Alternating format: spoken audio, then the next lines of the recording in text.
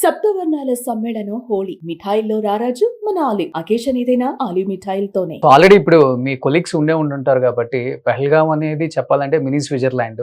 So ప్రతి ఒక్కళ్ళు కూడా ఫ్యామిలీస్ తో వెళ్ళే ఒక పిక్నిక్ స్పాట్ అని చెప్పుకోవచ్చు అది.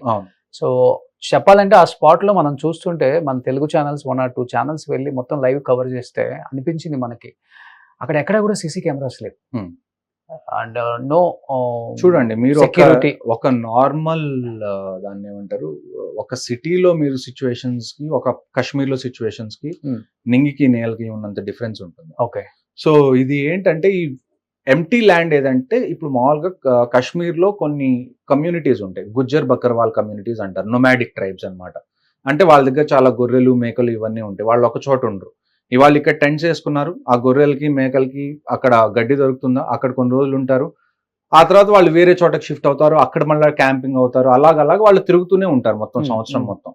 సో అలాంటి వాళ్ళ కోసం కొన్ని గ్రౌండ్స్ ఉంటాయి. ఈ బైసారన్ ఇలాంటివి ఏవైతే మెడోస్ ఏవైతే ఉంటాయో ఇవి బేసికల్ గా గుజ్జర్ బకర్వాల్ కమ్యూనిటీస్ కోసం హెల్ప్ అయ్యేలాగా ఇలాంటి గ్రౌండ్ ఏదన్నా ఉంది, ఎక్కడైతే గడ్డి ఇదంతా బాగా మొలుస్తుంది, అలాంటి చోట వాళ్ళు ఏం చేస్తారంటే క్యాంప్స్ వేసుకుంటారు. అక్కడ ఉన్న ఆ మేకలు, ఆ గొర్రెలు వాటన్నిటిని వాళ్ళు గ్రేస్ చేసుకోవడానికి ఆ ఏరియాస్ మొత్తం యూజ్ అవుతాయి మామూలుగా అయితే.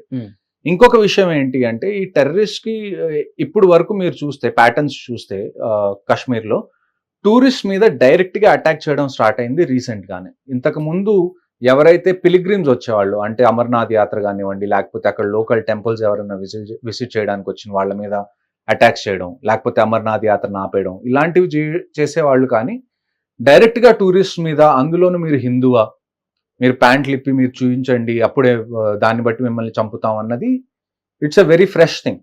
ఫస్ట్ టైం కదా, ఫస్ట్ టైం ఈ లెవెల్లో జరగడం ఫస్ట్ టైం. ఇంతకు ముందు కూడా టూరిస్ట్ చనిపోయారు. టూరిస్ట్ ఎలా చనిపోయారు అంటే ఎక్కడన్నా ఏదన్నా ఏరియాలో ఆపరేషన్ జరుగుతుంది అనుకోండి, ఎవరైనా స్టోన్ పెల్టింగ్ చేస్తున్నప్పుడు దాని మధ్యలో చిక్కుకొని చనిపోవడం, లేకపోతే ఎక్కడన్నా ఫైరింగ్ జరుగుతుంటే దాని మధ్యలో చిక్కుకొని చనిపోవడం జరిగింది. కానీ డైరెక్ట్ గా టూరిస్ట్ మీద ఇలాగ అటాక్ చేయడం అన్నది చాలా చాలా రేర్ కేస్. అందుకని ఇప్పుడు ఈ సిచ్యువేషన్ ఏంటి అంటే ఇలాగ అసలు జరుగుతుంది అని చెప్పి మనం ప్రిడిక్ట్ చేయాలి.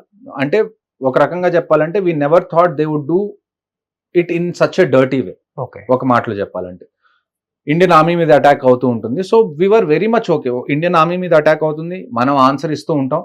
So till the time it was between Indian army or the security forces and Pakistani terrorist, it was all okay.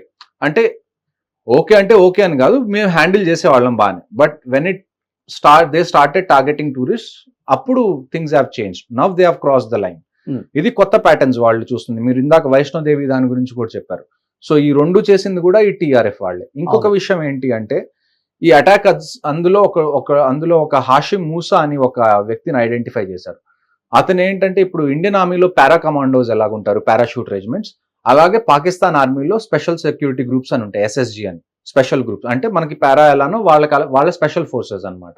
అందులో ఒక సోల్జర్ రిటైర్ అయిపోయిన తర్వాత ఈ టెర్రరిస్ట్ గ్రూప్ లో జాయిన్ అయ్యి వాళ్ళు ఇటువైపు వచ్చారన్నది మనకి తెలిసిన కొత్త ఇన్ఫర్మేషన్. ఓకే. సో ఇలాంటి టైంలో మనం చూసుకోవాల్సింది ఏంటి అంటే ఎక్కడో చోట ఇంటెలిజెన్స్ అయితే ఖచ్చితంగా ఫెయిల్ అయింది.